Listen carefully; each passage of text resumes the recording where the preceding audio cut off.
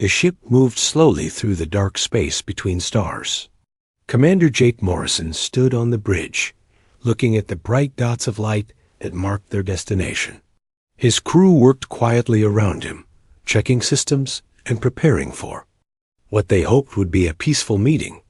The U.S. Horizon was not a warship.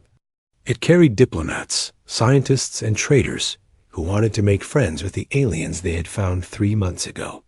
The Zephyrians seemed nice enough from their radio messages. They spoke about peace and sharing knowledge between their peoples. Amy Foster sat at her station, watching the weapon systems even though they were powered down. She had been a soldier before becoming the ship's tactical officer. Old habits made her check the guns every few minutes, even during peaceful missions like this one. "Contact in 30 minutes. Called out the navigation officer. Captain Lisa Ward nodded and activated the communication system. "This is Captain Ward of the human vessel Horizon. We are approaching the meeting point as planned." The reply came quickly in the strange musical voice of the Zephyrians. "Welcome, humans. I am Ambassador Veltar. We are eager to meet you and learn about your people." Veltar stood in his own ship, a beautiful curved vessel that looked more like art than a machine. His people had never built warships because they had never needed them. War was something they read about in old books, not something they lived with. The two ships docked carefully. Jake Morrison led a small team aboard the alien vessel. They carried gifts and documents about human culture. The meeting room was bright and warm, filled with plants that glowed softly in the dim light. Veltar was tall and thin, with skin that changed colors like water, reflecting light. His large eyes showed curiosity and hope. He had spent months learning human language for this meeting. "Your ship is beautiful," Jake said, looking around the living walls covered in growing things. "Thank you. We grow our ships rather than build them. They are alive like us." Veltar touched a wall and it pulsed gently. "Tell me about your vessels. Do they also live?" Jake shook his head. "No, we build them from metal and other materials. They serve us well, but they are not alive." They talked for hours about their peoples, their worlds, and their dreams. Veltar learned that humans had many different cultures and languages. Jake learned that Zephyrians all shared the same peaceful way of life. "Your people seem to have much conflict," Veltar observed, reading from the cultural documents. "Wars, fighting, competition. Why do you choose to live this way?" Jake thought carefully. "We don't really choose it.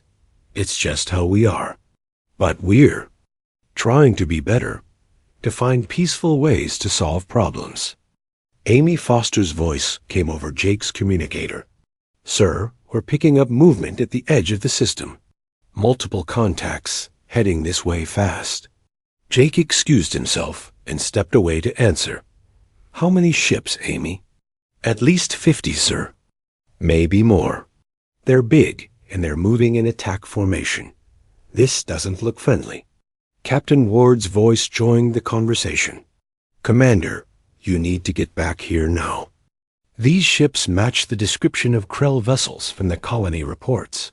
Jake felt his stomach drop. The Krell were bad news. They had been attacking human settlements for months, taking prisoners and destroying everything they couldn't steal. If they were here now during the peace talks, it meant trouble. "Veltar," Jake said, returning to the alien diplomat. "We need to end this meeting. There are hostile ships coming to this system." The alien skin shifted to pale blue, a color Jake was learning meant confusion or fear. Hostile? What does this mean? It means they want to fight. They want to hurt people and take things that don't belong to them. You need to leave this place right now. Veltar's eyes grew even larger. "But surely you can talk to them? Explain that we are here for peace?" Jake was already moving toward the airlock. "The Krell don't talk. They just attack. Get your ship out of here as fast as you can." "But what about you? What will you do? Jake stopped and looked back at the confused alien. We'll fight them. It's what we do. Back on the horizon, the crew was moving with practiced speed. Amy Foster had powered up all weapon systems and was running targeting programs. Captain Ward was calling other human ships in the area, warning them of the incoming threat. Tactical report, Ward ordered as Jake returned to the bridge. 67 Krell vessels, sir. 3 command ships, 20 heavy cruisers, and the rest are fighters and transports. They'll be in weapons range in 15 minutes. Jake looked at the display, showing the approaching enemy fleet. It was massive, much larger than anything they had faced before. The Horizon and the 4 other human ships in the system were badly outnumbered. Orders from Fleet Command? He asked. Fight. And delay. Give the civilian ships time to escape. Reinforcements are coming, but they won't arrive for 6 hours. Amy Foster turned from her station. Sir, the alien ship is still here. They're not running. On the Zephyrian vessel, Veltar was arguing with his ship's captain. We must leave immediately. The humans warned us of danger. But Ambassador, our mission is to observe and learn. This could be valuable information about human behavior. They said there would be fighting, violence, death. We should not be here for such things. The captain's skin showed the golden color of curiosity. Perhaps we should stay just long enough to see how humans handle this situation. We can always run if things become too dangerous. Veltar felt afraid, but also interested. His people had heard stories about human conflicts, but they had never seen one. Maybe this would help them understand these strange new allies better. The first Krell ships appeared on the edge of the system, dark shapes against the stars. They moved in perfect formation, like a school of deadly fish swimming through space. Amy Foster watched her screens as the enemy came closer. Her hands moved over the weapon controls, making final preparations. She had fought the Krell before and knew what to expect. Range in 5 minutes, she reported. All weapons ready. Captain Ward opened a channel to the other human ships. This is Ward. Stay together and make them pay for every meter. Protect the civilian vessels at all costs. Jake Morrison stood behind Amy's station, watching the tactical display. The Krell fleet was spreading out, trying to surround the human ships. It was a standard attack pattern, meant to overwhelm and destroy quickly. They're not talking, Amy noted. No demands, no warnings. They're just coming straight at us. Veltar watched from his ship as the space between the 2 fleets grew smaller. He could see the human vessels changing position, moving into their own formation. They looked so small compared to the dark Krell ships. Perhaps we should record this, suggested his captain. Our people will want to know what we saw here. Veltar activated the recording systems, though his hands shook as he did it. He was about to witness something his peaceful people had never experienced before. War was coming to this quiet corner of space, and the humans were ready for it. The first shots came from the Krell ships like angry red lines across the darkness. Amy Foster watched her screen as the enemy weapons reached out toward the human fleet. She pressed her firing controls, and the Horizon's guns answered back with bright blue beams. Direct hit on their lead cruiser, she reported, her voice calm despite the chaos starting around them. Hull breach on their port side. Captain Ward gripped her command chair as the ship shook from enemy fire. Damage report. Forward shields down to 60%. Hull intact, called the engineering officer. Veltar stood frozen on his ship's bridge, watching the battle begin. The space between the fleets filled with weapons, fire, explosions, and debris. His people had never seen anything like this. The humans moved their ships like dancers, spinning and diving to avoid the Krell attacks. By the eternal light, whispered his captain, "Look how they fight." The human ships were much smaller than the Krell vessels, but they moved faster. Jake Morrison coordinated the defense from the horizon, sending orders to the other ships through rapid communications. Eagle Squadron, attack their right flank. Falcon Group, protect the transport ships. Keep moving, don't let them lock onto you.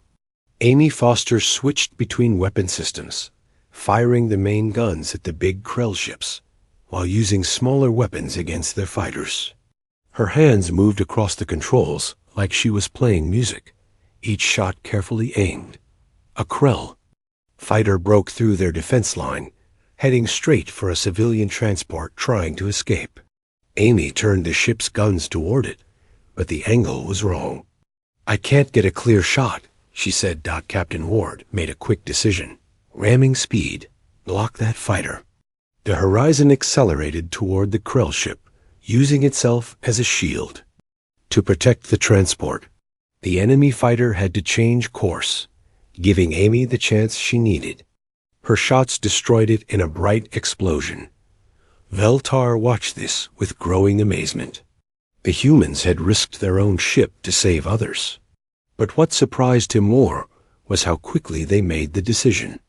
No long discussions or careful planning, they just acted. Colonel Ryan Torres was in the ship's hangar bay, preparing his Marines for boarding actions. He had fought the Krell before, and knew their ships were vulnerable to ground assault. "Listen up," he told his soldiers. "Krell ships have weak internal security. Get aboard, take out their command centers, and get back. No heroics, just fast and efficient." The Marines checked their weapons and equipment. These were not the same. Humans who had been serving tea to the alien diplomat an hour ago. Now they looked like predators preparing for a hunt. Sergeant Kate Phillips led the first boarding team. Her assault pod launched from the horizon, racing toward a damaged Krell cruiser.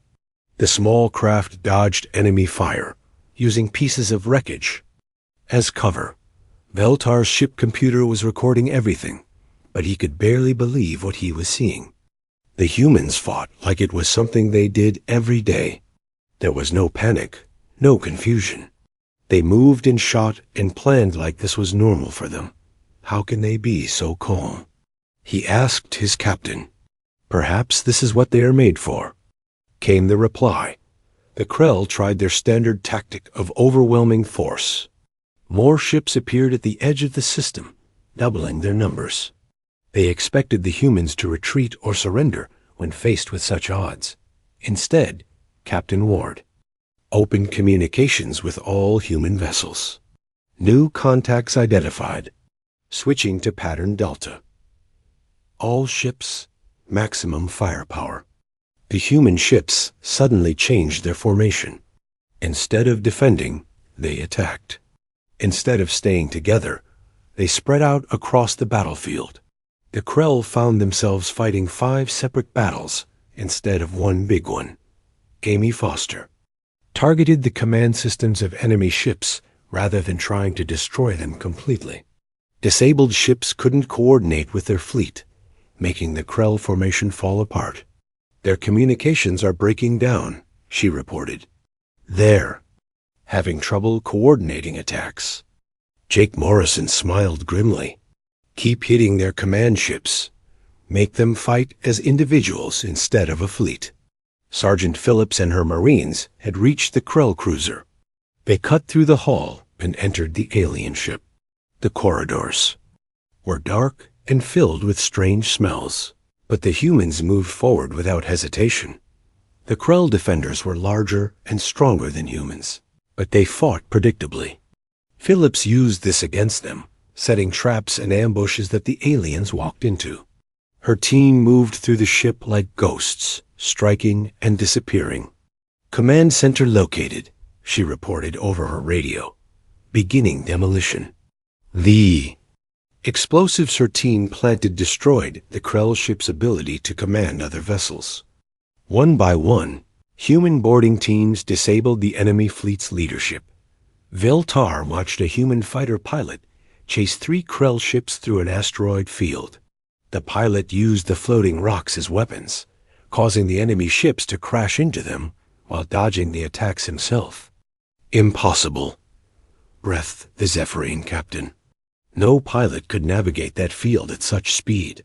But the human did it, destroying all 3 enemy ships without taking a single hit. When the pilot emerged from the asteroids, he immediately attacked. Another group of Krell fighters. The battle was turning in favor of the humans, despite being outnumbered 3-1. The Krell ships were bigger and had more weapons, but they couldn't adapt to the human tactics. Admiral Ben Cooper arrived with reinforcements, just as the Krell were regrouping for another attack. His fleet appeared at the edge of the system. Fresh ships with full weapons and shields. Cooper to all vessels. Form up for final assault. Time to finish this. The Admiral's ships moved into attack formation, but they didn't just charge at the enemy. Instead, they used a complex pattern that confused the Krell targeting systems. Amy Foster watched her screens as more human ships arrived. Sir, Admiral Cooper is requesting targeting data on Krell command vessels.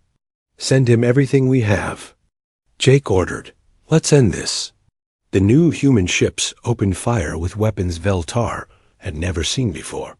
Beams of energy that seemed to bend space itself, missiles that changed direction mid-flight, and guns that fired faster than thought. The Krell fleet, already damaged and confused, began to break apart under the new assault. Their ships tried to retreat, but the humans had surrounded them completely. Captain Ward opened a channel to the enemy fleet. Krell vessels, this is Captain Ward of the human fleet. Surrender now, and your crews will be treated according to galactic law. The response was more weapons fire. So be it, Ward said, closing the channel. Amy, take us to full combat power. No more warnings. Veltar realized he was watching something terrible and beautiful at the same time. The humans fought with a precision and fury that his peaceful people could never understand. They turned violence into an art form, making war look like a deadly dance among the stars. The space around them had become what the humans might call hell, but to them it seemed like home. The Krell were losing, and they knew it. Their fleet commander made a decision that changed everything. Deep within the largest Krell ship, warning alarms began to sound. The aliens were preparing to use their most terrible weapon, Admiral Ben. Cooper's sensors detected the energy buildup first. His face went pale as he read the reports. All ships, emergency retreat. They're charging a planet killer. Veltar didn't understand what that meant until his ship's computer translated the human communications. A planet killer was exactly what it sounded like. A weapon that could destroy entire worlds and everything living on them. Surely they won't use such a thing, Veltar said to his captain.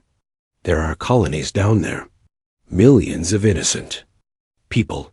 His captain's skin turned the deep purple color of fear. The humans seemed to think they will.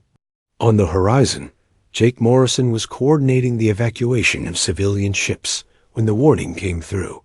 He looked at the tactical display showing the massive energy weapon charging up on the Krell command ship. How long until it fires? He asked Amy Foster. 18 minutes, sir. Maybe 20 if we're lucky. Captain Ward opened communications to all human vessels. This is Ward. Code Black Protocol is now in effect. All civilian ships evacuate immediately. Military vessels prepare for total war doctrine. Veltar noticed something strange in the captain's voice. The humans had been calm during the battle, professional and controlled. But now there was something different, something that made his translator struggle to find the right words. The human ships began moving in a new pattern. Instead of protecting the fleeing civilians, they formed attack. Groups aimed directly at the Krell fleet. They were going to charge straight into the enemy guns. Are they insane? Veltar's captain asked. They'll all be destroyed. But Veltar was beginning to understand something about humans. They didn't think the same way other species did. When, faced with impossible odds, they didn't surrender or run away. They became more dangerous. Admiral Cooper's voice came over all human communication channels. This is Cooper to all vessels. The enemy has chosen to threaten our worlds and our people. Protocol 7 is authorized. No restrictions. No mercy. End them. Amy Foster looked up from her station with surprise. Sir, did he just authorize Protocol 7? Jake nodded grimly. He did. Switch to wartime targeting. Everything is a valid target now. Veltar watched as the human ships suddenly changed their behavior. Before, they had been careful to only shoot at military targets. Now they began attacking everything. Supply ships, communication relays, even vessels that looked like they were trying to retreat. Dr. Ellen Price was in the medical bay, treating wounded soldiers from the boarding actions. When the Protocol 7 announcement came through, she put down her medical tools and walked to a sealed cabinet. Doctor, what are you doing? Asked her assistant. Preparing chemical weapons, she replied calmly. We're at total war now. Every human contributes to victory.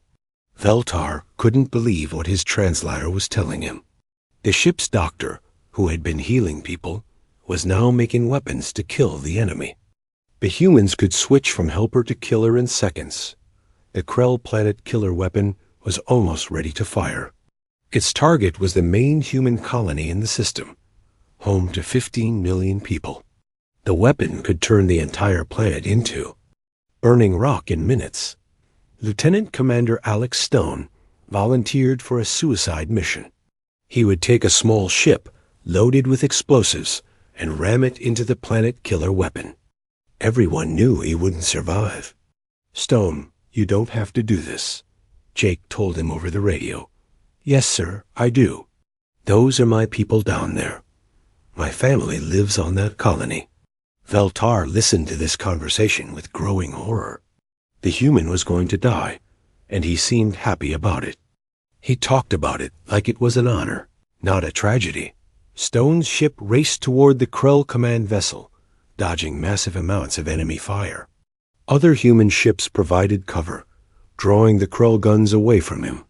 Many of those ships were destroyed, but their crews kept fighting even as their vessels exploded around them.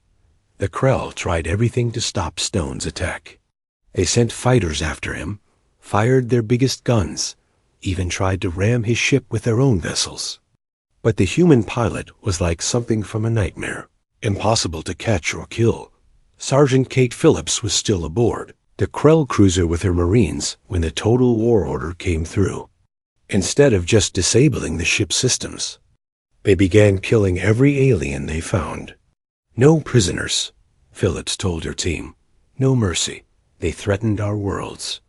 The Marines moved through the ship like death itself, efficient and unstoppable. The Krell defenders couldn't understand how the small, human soldiers could be so deadly. Veltar's ship was recording everything, but he was starting to wish they had never come here. The humans he had met in the diplomatic meeting seemed kind and peaceful. These warriors were like different creatures entirely. How can they change so completely? He asked his captain. Perhaps they were always warriors, came the reply. Perhaps the peaceful ones we met were just warriors pretending to be something else. Stone's ship reached the Krell weapon just as it was about to fire. His explosives detonated in a brilliant flash of light that could be seen across the entire system. The planet killer weapon died with him, its massive form breaking apart in secondary explosions. But Stone's sacrifice seemed to make the other humans even more fierce. They attacked the remaining Krell ships with a fury that Veltar had never imagined possible. Captain Ward ordered the Horizon to ram a Krell battleship. The collision destroyed both vessels, but the human crew managed to evacuate in escape pods while the aliens died in the wreckage.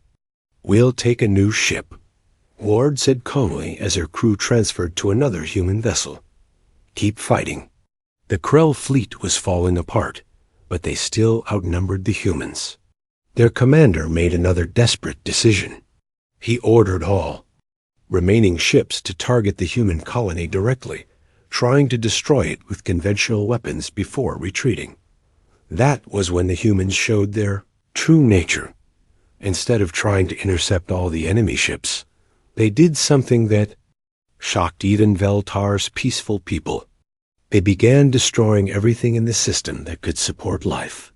Orbital stations, mining facilities, even civilian infrastructure. "If we can't save it," Admiral Cooper announced, "we'll make sure you can't have it either."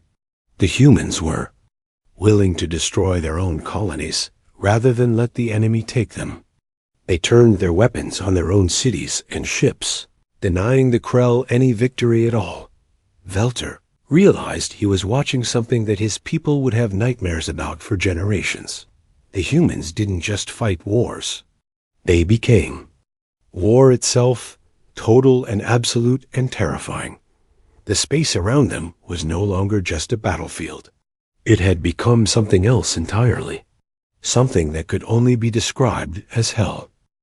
The final phase of the battle began with a sound that Veltar would never forget. It was the sound of human ships powering up weapons he didn't know existed. The space around them filled with energy so bright it hurt to look it directly. General Patricia Hayes had arrived with the main human battle fleet. Her ships appeared from hyperspace in perfect formation, surrounding what remained of the Krell forces. These were not the small diplomatic vessels that had started the fight. These were warships built for one purpose only. "This is General Hayes to all Krell vessels.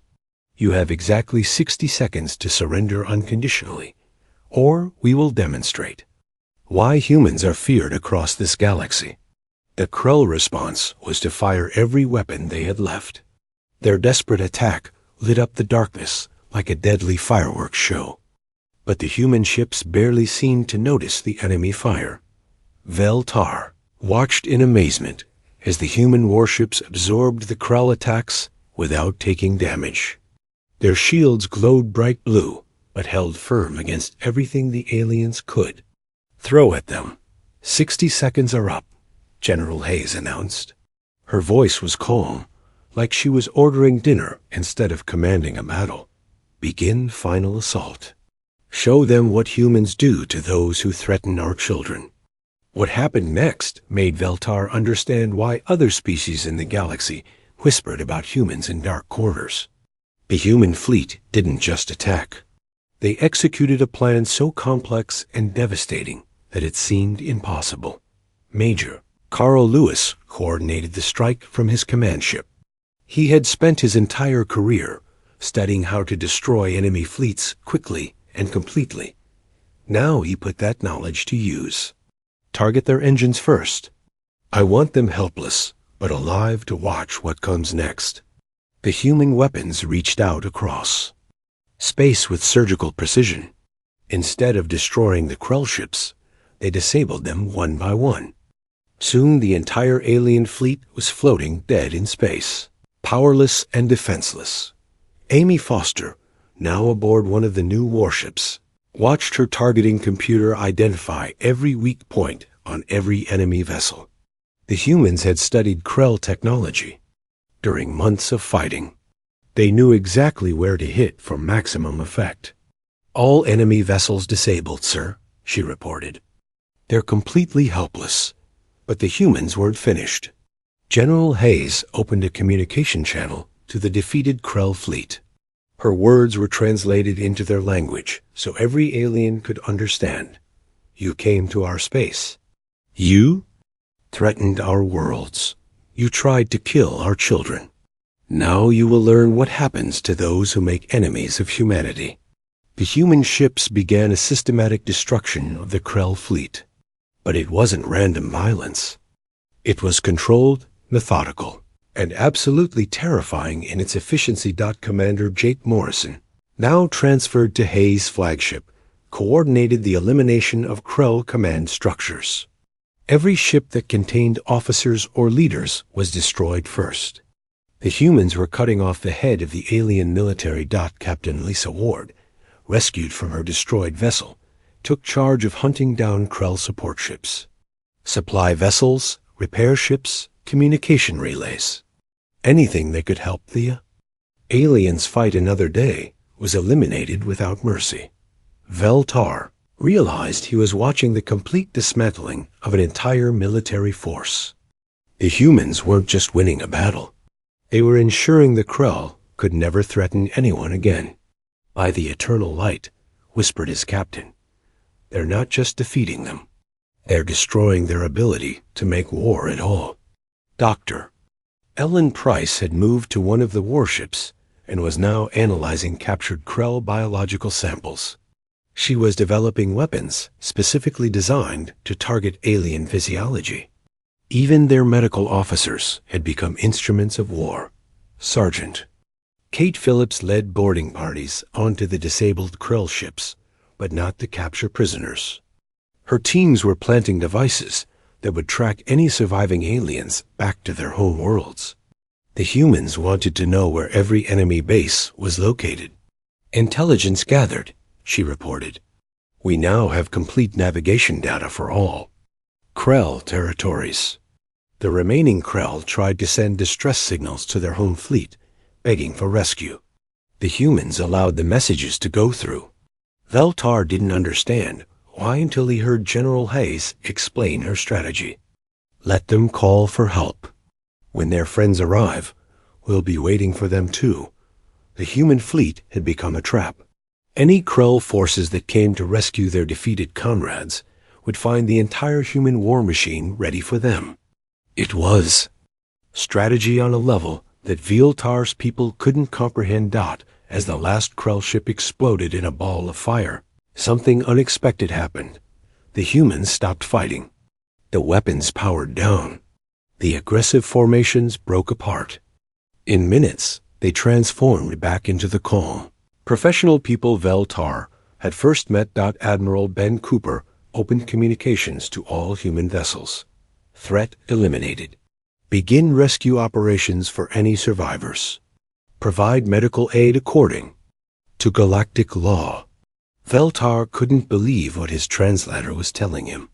The same humans who had just destroyed an entire fleet were now trying to save the lives of their enemies. The wounded Krell, who had been trying to kill them minutes ago, were being pulled from wreckage and given medical treatment. Commander Morrison personally supervised the rescue of a Krell officer whose ship had been cut in half. The alien was dying, but the human doctors worked to save his life with the same dedication they had shown in trying to kill him. Why? Veltar asked when Morrison returned to his ship. Why save them after what they tried to do? Morrison looked tired but peaceful. Because the war is over. They're no longer enemies. They're just injured people who need help. This psychological flexibility terrified Veltar more than all the weapons and tactics he had witnessed. The humans could switch from total war to total compassion in seconds. They could be absolutely ruthless when they needed to be, and absolutely merciful when the fighting was done. The human fleet was already organizing itself for departure. Ships were being repaired, wounded were being treated, and reports were being filed. Everything was calm and efficient, as if the devastating battle had never happened. General Hayes approached Veltar's ship with a personal message. Ambassador, I apologize that you had to witness this. We hope it won't affect the friendship between our peoples. Veltar was still trying to process everything he had seen. General, what I witnessed today, my people will find it difficult to understand. War is something we hope you never have to understand, Hayes replied. But if anyone ever threatens you the way the Krell threatened us, remember that humans keep their promises to friends. As the human fleet prepared to leave, Veltar began composing his report to the Zephyrian Coalition. How could he explain what he had seen? How could he make his peaceful people understand the nature of their new allies?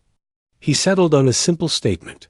Humans are the most dangerous species in the galaxy, but only to their enemies. To their friends, they are the most loyal and protective beings imaginable. Never be their enemy. always be their friend. The last image Veltar recorded was of human medical ships treating wounded Krell, while human warships stood guard against any remaining threats. Peace and war, mercy and violence, all existing in the same moment. The space around them had been hell during the battle. Now it was something else entirely. It was the place where Veltar learned that humans were not just warriors or diplomats or healers. They were all of these things at once, changing as needed to protect what they valued most. His report would become legendary among the peaceful species of the galaxy, a warning and a promise wrapped together in the simple truth about humanity.